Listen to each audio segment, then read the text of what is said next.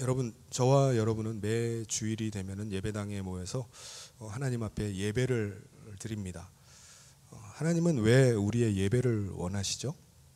하나님은 어떤 예배를 받기를 원하시고, 하나님은 이 예배를 통해서 우리에게 무엇을 주기를 원하실까요? 하나님께서는 하나님의 백성된 이스라엘 백성들에게 하나님께 예배할 것을 명령하시면서 어떻게 하나님을 예배하고 예배를 통해서 무엇을 주기를 원하시는지에 대한 제사 예법을 그들이 가르쳐 주셨습니다. 이스라엘 백성들은 하나님께 드리는 그 제사를 통해서 자신이 하나님께 속해 있음을 확인하고 자신 안에 하나님의 임재하심을 경험하는 시간이었습니다. 사실 이스라엘 백성들은 하나님께서 주신 약속의 땅 가나안에 살았고요. 그리고 하나님의 약속의 말씀인 율법을 받았습니다. 이스라엘 백성들은 그 땅, 자신들이 정착하게 된 그 땅에 하나님 나라를 세우기를 원했지만은 그 땅은 완전한 하나님의 나라는 아니었습니다.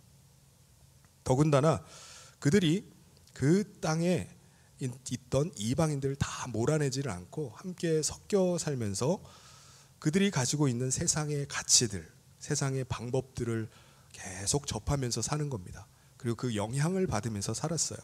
그래서 그들이 하나님의 백성임에도 불구하고 시간이 흐르면서 자신이 하나님께 속한 사람인지 아닌지, 자신이 추구하는 것이 하나님의 뜻인지 아니면 자기의 야망인지, 자신이 하나님을 모시고 사는지 모시고 있지 않은지, 그걸 구분하기가 어려워지는 겁니다. 하나님으로 가득 찼던 마음이 어느새 탐욕과 욕망으로 가득 찬 마음으로 변질이 되어버렸어요. 그래서 하나님은 이스라엘 백성들에게 안식일을 지킬 것을 명령을 하셨습니다.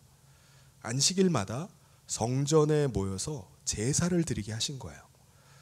흩어져 있던 그 이스라엘 전역에 흩어져 있던 모든 백성들도 다 안식일이 되면은 다 성전으로 모여서 하나님을 예배를 하는 겁니다. 그런데 너무 멀어서 나오지 못하는 백성들이 있을 거 아니에요? 자기 집과 마을에서라도 율법책을 읽고 안식일에 기도하면서 그 안식일을 지키게 했습니다. 이스라엘 백성들이 바벨론 포로에서 귀환한 다음부터는 아예 전국 그 각 지역에 회당을 지었어요. 그래서 멀리 있는 사람들이라도 그 각 회당에서 안식일이 되면은 하나님 앞에 안식일 제사를 드리도록 했습니다. 하나님께서 제사를 통해서 백성들에게 원하시는 것은 모든 백성들이 다 하나님의 임재 안에 거하는 겁니다. 백성들 마음 가운데 하나님을 품고 살게 하는 거예요. 그게 하나님이 원하시는 겁니다. 백성들은 한 주간 동안 세상 가운데 살면서 자기 탐욕과 욕망으로 가득 차고 세상을 향한 갈망으로 가득 찼던 그 마음을 버리고 정결한 마음이 되어서 하나님 앞에 나오고 하나님을 예배하기를 원하셨습니다. 그렇다면 여러분, 백성들의 마음이 하나님으로 가득 채워지기 위해서는 어떻게 해야 되죠? 먼저 자기 자신의 탐욕과 욕망으로 가득 찬 마음을 비워야 됩니다. 비워야지 채워질 거 아니에요. 그 마음이 그래야지 하나님으로 가득 채워지고 하나님의 말씀으로 채워질 수 있기 때문입니다. 그리고 나서 그 제사를 드리고 나서 다시 세상으로 나가는 거예요. 하나님의 임재를 가지고 세상으로 나가는 겁니다. 그런데 여러분, 인간이 자기 마음 안에 있는 탐욕과 욕망을 없앨 수 있나요? 그런 사람이 있나요? 인간이 육체로 사는 한은 인간의 육체의 본성을 없앨 수는 없습니다. 없앨 수 있는 유일한 방법이 있다면 그거는 죽는 거예요. 자기 자신을 죽여버리는 겁니다. 그런데 자기 자신을 진짜로 죽이면 하나님을 어떻게 예배합니까? 하나님 앞에 어떻게 나가요? 그러니까 자기 자신을 죽인다는 건 우리 인간에게서는 불가능한 일입니다. 그래서 하나님께서는 백성 대신에 짐승을 죽이게 하는 제사 예법을 허락해 주셨습니다. 사실 백성이 죽어야 되는데 짐승이 백성 대신 죽게 하는 겁니다. 그래서 하나님은 백성이 제물을 드릴 때 백성 자신이 직접 손으로 그 짐승을 잡아서 죽이게 하셨어요.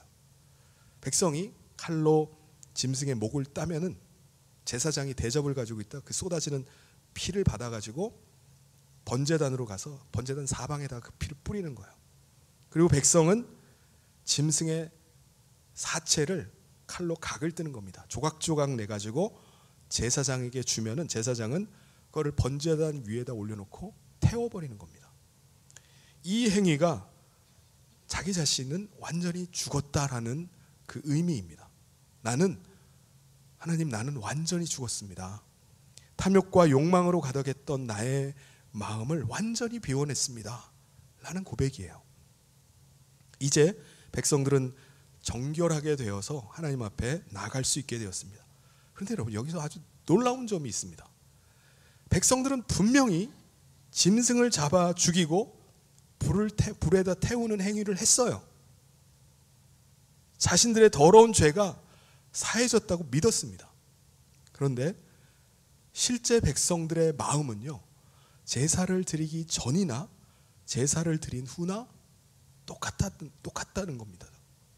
다시 말해서 백성들은 짐승만 잡아 죽이고 불에 태웠지 자신들의 마음은 그대로 가지고 있었던 겁니다. 그들은 제사를 드리기 전에도 탐욕과 욕망으로 가득 찬 마음이었어요. 그런데 제사를 드리고 나서도 그 마음 그대로인 겁니다. 아니 오히려 제사가 끝나면 그들 마음 가운데 탐욕과 욕망으로 더 차올라 있는 거예요. 여러분 이건 뭘 의미하는 겁니까? 이방인들이 우상 앞에 제사 드리는 이유가 뭐죠? 우상에게 복을 받기 위해서입니다. 이방인들이 우상에게 제물을 갖다가 바치는 이유도 내가 이 제물을 많이 바치면 바칠수록 우상에게 더 많은 복을 받을 것이라고 생각하기 때문입니다. 이스라엘 백성도 마찬가지예요. 이방인들처럼 하나님께 더 많은 복을 받기 위해서 하나님 앞에 제사를 드리는 겁니다. 하나님 앞에 예물을 드리는 거예요. 그러니까 제사를 드리고 돌아서는 백성들의 마음은 야 이제 하나님께 제사를 드렸으니까 복을 주시겠지? 내가 제물을 바쳤으니까 내가 예물을 물질을 내가 하나님 앞에 바쳤으니까 더 큰 것으로 응답해 주시겠지? 그런 마음으로 돌아서는 겁니다. 백성들은 제사를 드렸음에도 불구하고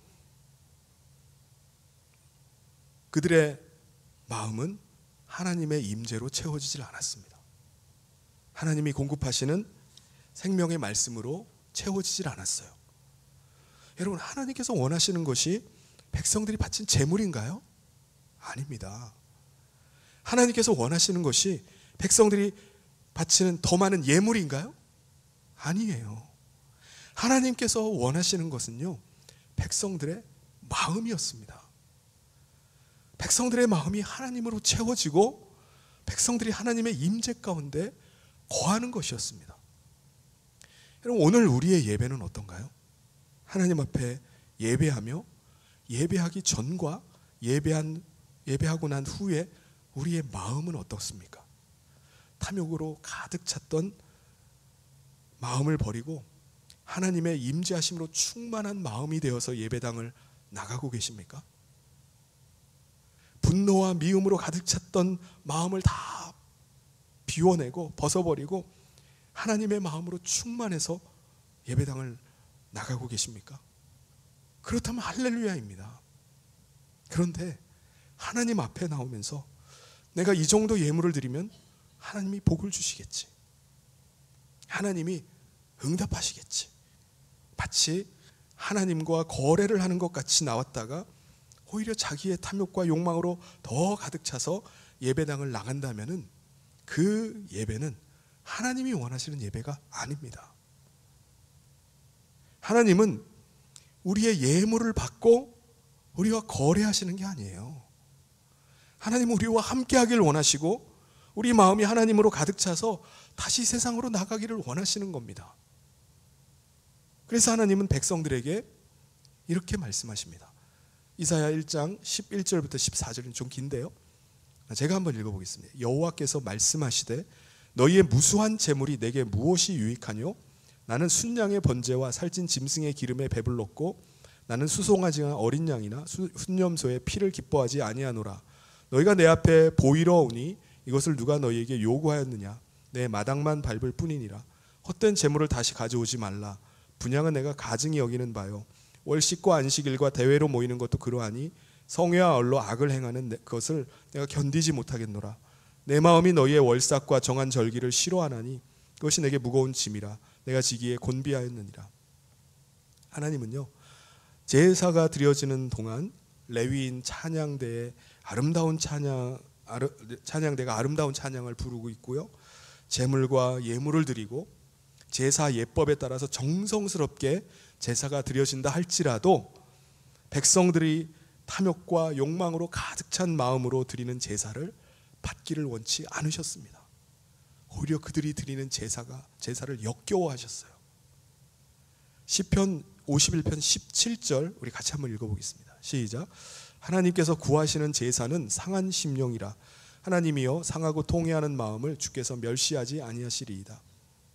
하나님은 탐욕과 욕망의 마음이 아니라 하나님의 임재를 갈망하면서 슬퍼하고 아파하는 마음 가지고 나오기를 원하십니다. 그래서 하나님은 백성들에게 이렇게 책망하세요. 말라기 2장 2절부터 3절을 같이 한번 읽겠습니다. 시작. 만군의 여호와가 이르노라. 너희가 만일 듣지 아니하며 마음에 두지 아니하여 내 이름을 영화롭게 하지 아니하면 내가 너희에게 저주를 내려 너희의 복을 저주하리라. 내가 이미 저주하였나니 이는 너희가 그것을 마음에 두지 아니하였음이라. 보라, 내가 너희의 자손을 꾸짖을 것이요 똥 곧 너희 절기의 희생의 똥을 너희 얼굴에 바를 것이라. 너희가 그것과 함께 제하여 버림을 당하리라. 하나님께서는 그들이 재물을 가지고 예물을 가지고 나온 것에 대해서 분노하셨어요. 그 탐심과 탐욕으로 가득 차가지고 하나님과 거래하듯이 나온 그들의 마음에 대해서 분노하시면서 짐승의 똥을 너희 얼굴에 발라버리겠다라고 분노하셨습니다. 백성들은 제사를 드리면서 무수하게 많은 짐승을 계속 잡아서 제물로 바쳐 죽였지만은 자기 자신은 죽지를 않았어요. 자기의 탐욕과 욕망으로 가득 찬 마음으로 왔다가 그 마음 가지고 그대로 다시 세상으로 돌아갔던 것입니다. 결국 하나님께서는 이스라엘 백성과 새 언약을 맺으셨습니다. 왜 새 언약을 맺죠? 하나님은 백성들의 마음 안에 거하고 싶으셨고 하나님 안에 거하는 백성들을 원하셨기 때문입니다. 그래서 완전히 개혁된 예배를 드릴 수 있도록 그들과 새 언약을 맺으신 겁니다. 새 언약에 의한 제사 예법은 아론의 반차를 따르는 대제사장이 드리는 제사가 아니라 멜기세덱의 반차를 따르는 대제사장이 드리는 제사입니다. 하나님은 멜기세덱의 반차를 따르는 대제사장을 통해서 드려지는 이 제사를 통해서 죄를 용서해 주십니다. 그리고 하나님께서 친히 백성의 마음 가운데 임하시겠다라고 약속을 하셨습니다. 시편 110편 4절 여호와는 맹세하고 변하지 아니하시리라. 이르시기를 너는 멜기세덱의 반차를 따라 영원한 제사장이라 하셨도다. 하나님께서 새 언약을 주시면서 맹세하셨어요. 멜기세덱의 반차를 따르는 대제사장을 너희 가운데 보내겠다. 여러분, 그렇다면 누가 멜기세덱의 반차를 따르는 대제사장으로 오신 거죠? 바로 예수 그리스도이십니다. 히브리서 5장 5절 6절을 같이 한번 읽겠습니다. 시작. 또한 이와 같이 그리스도께서 대제사장 되심도 스스로 영광을 취하심이 아니요 오직 말씀하신 이가 그에게 이르시되 너는 내 아들이니 내가 오늘 너를 낳았다 하셨고 또한 이와 같이 다른 데서 말씀하시되 내가 영원히 멜기세덱의 반차를 따르는 제사장이라 하셨으니. 구약 제사 때 대제사장은 백성들을 하나님께로 인도하고 백성들의 마음에 하나님을 모시게 하는 역할을 하는 사람이 대제사장이었습니다. 그래서 대제사장은 혼자서 대표로 하나님의 임재가 있는 지성소 안까지 들어갈 수 있었습니다. 그런데 대제사장조차도 자기 마음에 하나님을 모시고 있지를 않았어요. 대제사장의 마음도 탐욕과 욕망으로 가득 차 있었습니다. 그래서 하나님 앞에 자기의 마음이 들킬까 봐, 하나님의 진노를 받을까 봐 대제사장이 지성소 안에 들어갈 때는 어떻게 하죠? 어린 양의 피를 사방에다 막 뿌리면서 들어가는 거예요. 두려움 가운데 들어갑니다. 여러분, 그러니 누가 누구를 하나님의 임재 가운데로 인도합니까? 누가 누구를 하나님을 모시게 할 수 있겠습니까? 그렇다면 멜기세덱의 반차를 따라오신 대제사장 예수님은 어떻게 하셨죠? 자기 자신을 죽이지 못하는 백성을 대신해서 예수님 자신이 대신 죽으신 겁니다. 요한복음 1장 29절에 보라 세상 죄를 지고 가는 하나님의 어린 양으로 오셨다고 말씀합니다. 십자가에서 죽으신 예수님의 죽음이 바로 자기 자신을 대신해서 죽은 죽음임을 믿을 때 믿는 그 사람도 그리스도와 함께 죽은 자가 됩니다. 자기의 탐욕과 욕망도 십자가에서 죽은 겁니다. 갈라디아서 5장 24절을 같이 한번 읽겠습니다. 시작. 그리스도 예수의 사람들은 육체와 함께 그 정욕과 탐심을 십자가에 못 박았느니라. 아멘. 예수님은 그리스도를 믿는 자의 마음에 보혜사 성령님을 보내주실 것을 약속하셨습니다. 보혜사 성령님이 믿는 자의 마음 가운데 임하신다는 것은 그 마음이 하나님의 임재함으로 산다는 거예요. 그리고 하나님과 함께 살게 하시겠다는 겁니다. 요한복음 16장 7절을 같이 한번 읽겠습니다. 시작. 그러나 내가 너희에게 실상을 말하노니 내가 떠나가는 것이 너희에게 유익이라. 내가 떠나가지 아니하면 보혜사가 너희에게 오시지 아니할 것이요 가면 내가 그를 너희에게로 보내리니. 이런 보혜사 성령님이 믿는 자 안에 임하시면 무슨 일을 하시는 거죠? 성령님께서 마음 안에, 그 사람 믿는 자의 마음 안에 그리스도의 말씀이 떠오르게 하십니다. 진리가 무엇인지를 알게 하시는 거예요. 그래서 진리 가운데로 계속 인도해 가시는 일을 합니다. 마치 그리스도께서, 성령님의 음성이 마치 그리스도께서 자기에게 직접 임하셔서 말씀하는 것처럼 들리는 거예요. 그리고 그를 인도하고 나와 함께 하셔서 나를 인도하고 계신 것처럼 느끼게 하시는 겁니다. 요한복음 16장 13절에 그러나 진리의 성령이 오시면 그가 너희를 모든 진리 가운데로 인도하시리니 그가 스스로 말하지 않고 오직 들은 것을 말하며 장래일을 너희에게 알리실 것을 말씀하십니다. 보혜사 성령님은요, 믿는 자를 하나님께로, 그리스도께로 계속 인도해 가십니다. 그래서 성령님의 음성을 듣게 하시고 하나님의 뜻을 깨달아 알게 하시는 분이 성령님이세요. 그러므로 믿는 자는 그리스도의 음성을 듣고 그 말씀을 신뢰하고 그 인도하심 가운데 순종하면서 나가야 됩니다. 그러니까 자기의 삶을 그리스도께 의탁하는 거예요. 맡기고 따라가는 겁니다. 여러분, 우리 인간의 죄가 뭐죠? 죄가 뭡니까? 그리스도를 신뢰하지 못하고 여전히 자기가 자기 주인 되어서 살겠다고 하는 게 그게 죄입니다. 요한복음 16장 9절에 예수님께서 이렇게 말씀하세요. 죄에 대하여라 함은 그들이 나를 믿지 아니하며. 여러분, 우리 자신은요 이미 죽었어요. 죽은 자입니다. 이제 내 안에 사시고 나를 주장하시는 분은 그리스도이십니다 라고 고백할 수 있어야 됩니다. 갈라디아서 2장 20절을 같이 한번 읽겠습니다. 시작. 내가 그리스도와 함께 십자가에 못 박혔나니 그런즉 이제는 내가 산 것이 아니요 오직 내 안에 그리스도께서 사신 것이라. 여러분, 이제 믿는 우리에게 있어서 의로운 것, 의는 뭔가요? 그리스도께서는 아버지 하나님께로 승천해서 올라가셨습니다. 이 땅에는 그리스도께서 더 이상 계시질 않아요. 그러나 믿는 자는 보혜사 성령님을 통해서 보이지 않는 그리스도를 그 마음에 모시고 있는 겁니다. 그리스도께 순종하면서 사는 거예요.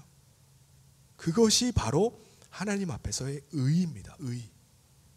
여러분, 우리는 종종 하나님 앞에 우리 자신의 의, 공로를 내세우고 과시하려고 할 때가 있어요. 우리의 업적을 드러내서 자랑하고 싶은 마음이 있습니다. 그런데 우리가 드러낼 수 있는 우리의 의라는 것은 없습니다. 사람들이 아무리 칭찬하고 대단합니다라고 할지라도 우리가 할 수 있는 말은 한 가지예요. 오직 나는 그리스도께 순종한 것밖에 없습니다. 그리스도께서 다 행하셨습니다.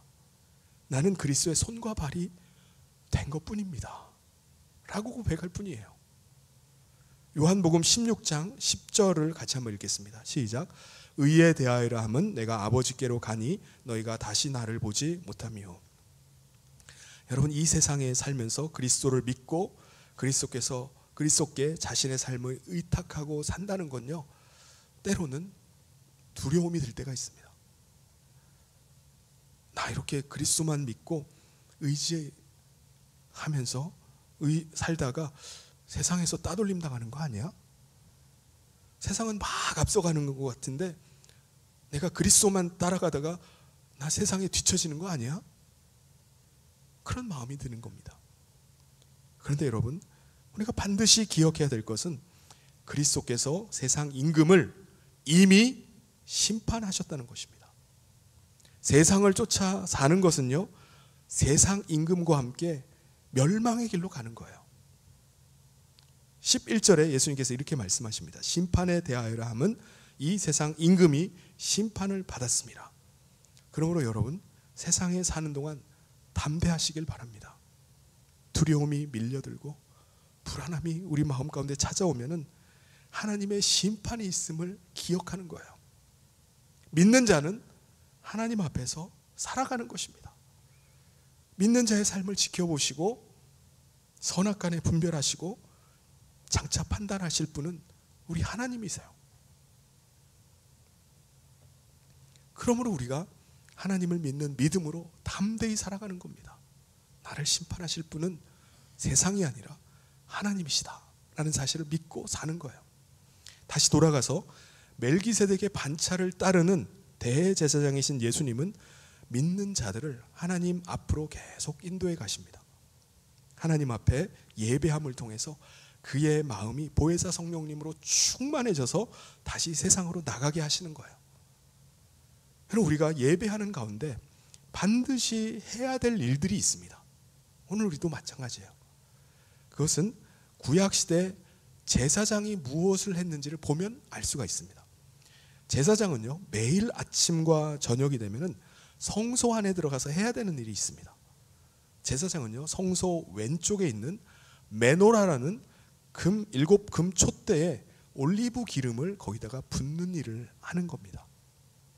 기름을 계속 부어서 촛불이 꺼지지 않도록 그 불을 관리하는 일을 해야 했습니다. 오늘 우리도 마찬가지예요. 하나님을 예배하는 예배자로서 우리 안에 성령의 불이 꺼지지 않도록 잘 관리를 해야 됩니다. 성령님은 인격이 있으신 분이세요. 우리가 성령님을 어떻게 대하고 어떻게 모시느냐에 따라서 성령님도 우리에게 동일하게 반응해 주십니다. 우리가 우리 안에 계시는 성령님을 무시하고 성령님의 음성을 듣지 않고 우리의 감정대로 우리의 생각대로 행한다면 성령님은 실망하실 수밖에 없어요. 그때마다 성령님께서는 우리 마음 가운데 권고해 주십니다. 훈계해 주십니다. 탄식하시면서 기도해 주세요. 그런데 이것이 계속된다면 성령님도 더 이상 반응하지 않으십니다. 입을 다무시는 거예요. 잠잠하시는 겁니다. 우리 안에 이 성령의 불이 꺼져버리면 우리는 어둠의 세상 가운데 아무것도 볼 수 없게 돼요. 어둠의 권세에 눌리고 사로잡히게 되는 것입니다. 실족하게 되는 겁니다. 그런데 우리가 성령님의 음성에 다시 귀를 기울이고 그리스도의 보혈에 의지해서 우리가 다시 회개하고 믿음으로 순종하기 시작할 때 그때부터 성령님이 다시 역사하기 시작합니다. 이전보다 더 충만하게 역사를 하시는 겁니다. 여러분, 우리는 종종 성령의 기름 부어달라고, 성령 부어달라고 요구를 해요. 간구를 합니다. 그런데 이미 보혜사 성령님을 받은 사람은 새로 성령을 부어달라고 구하는 것이 아니라 자기 안에 계시는 성령님을 잘 모셔야 됩니다. 성령님이 안 계신 것이 아니라, 부족한 것이 아니라 자신이 성령님을 무시하고 살았던 것입니다. 우리 마음에 성령의 불이 꺼진다면, 마음의 등불이 꺼진다면 어둠의 권세가 우리를 공격하고 흔들 것입니다. 잠언 20장 27절에 사람의 영은 여호와의 등불이라 사람의 깊은 속을 살핀다고 말씀했습니다. 시편 18편 28절에 주께서 나의 등불을 켜시며 여호와 내 하나님이 내 흑암을 밝히신다고 말씀하셨어요. 그러므로 사랑하는 성도 여러분, 우리 마음이 성령으로 충만할 수 있도록 성령님께 믿음으로 순종하고 성령님의 음성에 귀를 기울이시기를 바랍니다. 마음의 등불이 켜져서 어둠의 권세를 분별하고 대적하실 수 있기를 바랍니다. 어둠의 세상 가운데 어둠의 권세에 완전히 사로잡혀 사는 것이 아니라 세상 가운데 하나님의 영광을 밝히 드러낼 수 있기를 주님의 이름으로 축원합니다. 구약시대 제사장이 안식일마다 성소 안에서 했던 일이 또 있어요. 성소 오른쪽에 떡상이 있는데 그 떡상 위에 있는 떡을 교체하는 일을 매 안식일마다 했습니다. 떡상 위에 12개의 떡이 있는데 이 떡은 하나님의 백성 이스라엘 12지파를 상징을 합니다. 그래서 하나님은 떡이 항상 내 앞에 있게 하라 라고 말씀하셨어요. 레위기 24장 8절에 보면은 안식일마다 이 떡을 여호와 앞에 항상 진설할지니 이는 이스라엘 자손을 위한 것이요 영원한 언약이니라. 여러분, 우리가 예배자로 하나님을 예배할 때마다 새로운 떡을 놓았던 제사장과 같이 새로운 헌신의 마음, 새로운 감사의 마음으로 하나님 앞에 서야 됩니다. 그건 제사장된 왕같은 제사장된 우리가 하는 일이에요. 우리가 똑같은 예배, 똑같은 형식의 예배를 드린다 할지라도 그 예배는 똑같은 예배가 아닙니다. 왜냐하면 우리의 마음이 늘 새로운 마음으로 드려야 하기, 우리의 마음을 새로운 마음으로 드려야 하기 때문입니다. 새로운 마음가짐으로 하나님 앞에 서서 예배하는 겁니다. 그럴 때 하나님은 그 마음 가운데 하나님의 풍성한 생명으로 채워주십니다. 구약시대에 제사장이 또 해야 되는 일이 있어요. 성소와 지성소를 가르는 휘장 앞에 분향단이 있는데 그 분향단 위에다가 향을 매일 아침 저녁으로 가서 향을 더 얹어 놓는 거예요. 향을 관리하는 일을 했습니다. 그러면 그 향이 거기서 계속 꺼지지 않고 타올라서 연기가 계속 피어올라 어디로 가죠? 휘장 너머의 지성소 안까지 들어가는 거예요. 성경에서는요, 매일 지성소 안으로 흘러 들어가는 향을 성도들의 기도다라고 이렇게 말씀을 합니다. 요한계시록 5장 8절에 금대접 가득한 향은 성도들의 기도들이라. 요한계시록 8장 3절 4절에 향이 성도의 기도와 함께 보좌 앞으로 올라갔다고 말씀합니다. 오늘 우리가 예배할 때 이 기도의 향연을 하나님 앞에 올릴 수 있기를 바랍니다. 이제 우리는 하나님 나라의 왕 같은 제사장들이 되었어요. 그러므로 우리의 기도의 내용도 바뀌어야 됩니다. 마태복음 6장 33절에 예수님께서 이렇게 말씀하십니다. 그런즉 너희는 먼저 그의 나라와 그의 의를 구하라. 그리하면 이 모든 것을 너에게 더해 주리라 말씀하셨습니다. 그리스도께서 말씀하시는 것을 순종하고 그것을 이루기 위해서 우리가 기도하는 거예요. 내가 세상에 나가서 하나님의 나라의 일들을 감당하고자 그 일을 위해서 기도하는 겁니다. 그때 하나님께서 이 세상 가운데 하나님의 일을 이루어 가시는 일을 합니다. 하나님의 역사를 세상 가운데서 보게 되는 것입니다. 요한복음 15장 7절에 너희가 내 안에 거하고 내 말이 너희 안에 거하면 무엇이든지 원하는 대로 구하라. 그리하면 이루리라. 사랑하는 성도 여러분, 이 진리를 따라서 하나님이 받으시는 예배, 하나님이 기뻐하시는 예배를 드릴 수 있기를 바랍니다. 거듭난 자로 보혜사 성령으로 충만해서 하나님을 예배할 수 있기를 바랍니다. 예배는 하나님의 임재로 충만해져서 세상으로 나가도록 준비하는 시간이에요. 성령님으로 충만한 예배를 드립시다. 새로운 마음으로 헌신하고 새로운 마음으로 감사하는 예배를 드립시다. 기도의 향연을 하나님 앞에 올려드리는 예배를 드립시다. 그래서 예배를 다 마치고 떠날 때 하나님의 임재와 영광으로 충만해져서 성령의 전신 갑주를 입고 어둠의 세상 가운데 나가서 승리하는 저와 우리 모든 성도님 되시기를 주님의 이름으로 축원합니다.